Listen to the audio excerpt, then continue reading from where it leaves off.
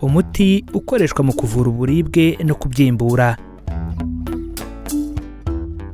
Aspirine ni umuti uri mu itsinda ry'imiti izwi nka NSAID, non-steroidal anti-inflammatory drugs.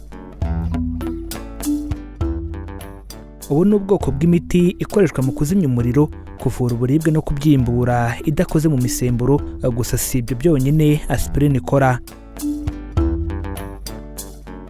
Ubusanzwe izina ry'uyu muti ni acetylsalicylic salicylic acid SA, gusa hari igihe twigeze kubivugaho mu nkuru yerekanaga itandukaniro hagati ya generics na brands.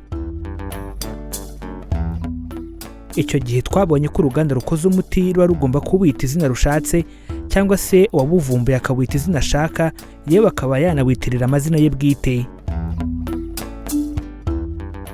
Iyi niyo mpamvu izina rya aspirine ari iryaturutse mu ruganda rwa Bayern rwo mu gihugu cy'Ubudage, ikaba umuti uvura ububabare ukanabyimbura wakozwe bwa mbere mu mateka. Uyu munsi hashize imyaka irenga 100 ukoreshwa, kandi ku isi yose ni umuti ukoreshwa cyane mu kuvura ububabare no gukoraho ubyimbirwe. Aspirine iboneka ari ibinini bya miligarama 75, miligarama 100, miligarama 300 na miligarama 500. Gusa uruganda rushobora no gukora ibinini bifite izindi ngano nka miligarama 1000, miligarama 325, miligarama 120 n'izindi. Aspirine kandi iboneka ari ibinini bishyirwa mu mazi bikabira, ubundi umurwayi akanywa ayo mazi. Aspirine ni umuti uvura uburibwe, ikabyimbura, ikanazimya umuriro. Nyamara si ibyo gusa ikora, kuko inavura uburibwe buto bunaringaniye. Aspirine ivura kuribwa mu ngingo no mu mitsi, kubyimbirwa cyane cyane mu mugongo. Aspirine ivura kugira umuriro mwinshi no kwipfundika kw'amaraso. Aspirine ivura indwara zimwe na zimwe zifata umutima. Aha hakoreshwa miligarama 75 cyangwa miligarama 100, aho umurwayi aba agomba kubifata buri munsi bitewe n'inama yagiriwe na muganga. Reka dusobanukirwe uburyo aspirine inyobwa. Uretse mu gihe muganga abona ko agomba kuguhindurira, ubusanzwe aspirine inyobwa ari ikinini kimwe cya miligarama 500 ku bantu bakuru buri masaha 4 kugeza kuri 6. Ku rundi ruhande ariko ishobora no kunyobwa ari ibinini 2 bya miligarama 500 buri masaha 8, gusa ku munsi ntiwemerewe kurenza garama 4000 z'umuti, ni ukuvuga ibinini 8 bya garama bya miligarama 500.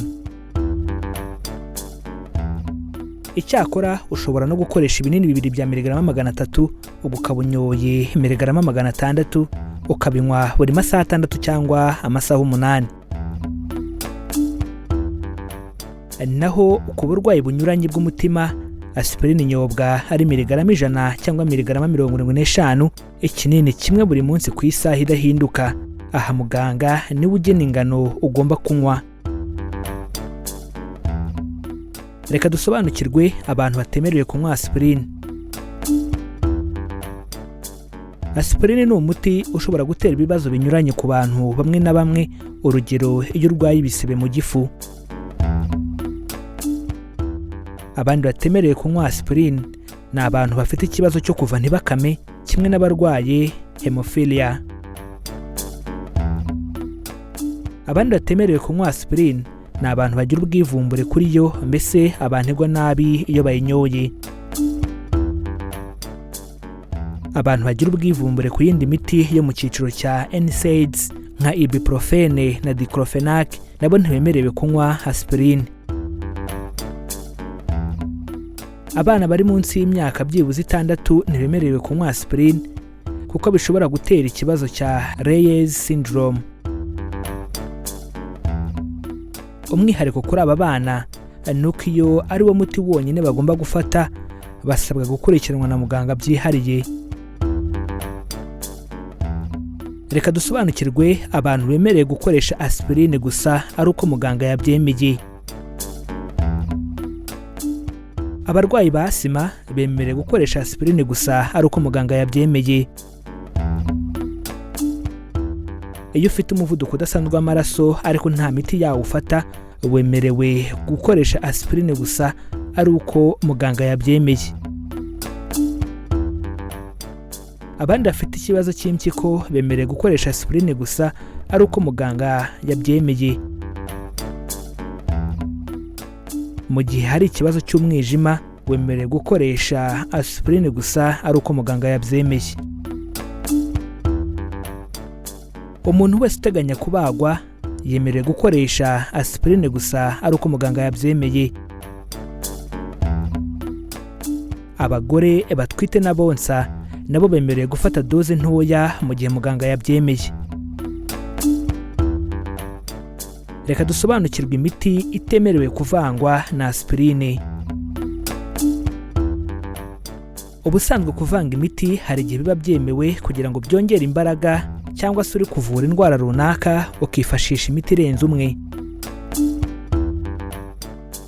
Ku rundi ruhande ariko hari imiti burya itemerewe kujyana na aspirine, bityo tugiye kureba imwe muri iyo miti ikunze gukoreshwa cyane. Ntibyemewe kuvanga aspirine na ibuprofen, diclofenac, indomethacin na proxen, kuko kuyivanga byongera ibyago byo kugira ibisebe mu gifu. Undi muti ni uwitwa methotrexate, ukoreshwa mu kuvura kanseri n'izindi ndwara zifata ubwirinzi bw'umubiri. Iyi miti kuyivanga na aspirine bituma umubiri utabasha gusohora methotrexate, bityo kuyiba nyinshi mu mubiri igahinduka uburozi bubi buwangiza. Imiti ivura depression yo mu itsinda rya SSRI nka citalopram, paroxetine, sertraline na fluoxetine nayo kuyivanga na aspirine byongera ibyago byo kuva. Warfarin ni umuti ubuza amaraso kuvura, bityo kuwuvanga na aspirine byongera ingufu zawo zo kubuza amaraso kuvura, nuko ahubwo ugasanga umurwayi ari kuvirirana cyane. Mu gihe muganga abona ko ari ngombwa ko ufata iyi miti yombi, azagabanya igipimo cya buri umwe, bityo niwe wenyine wifashisha ibipimo yagufashe akakubwira uko bigenda. Reka dusobanukirwe ingaruka mbi uyu muti wateza. Akenshi nyuma yo kunywa aspirine ushobora kugira ingaruka zirimo kumva uburyaryate no kuribwa mu gifu n'umuhogo. Kutabasha kugogora neza ibyo kurya, kugira iseseme no kuruka nabyo byaba ingaruka zikomoka ku kunywa aspirine.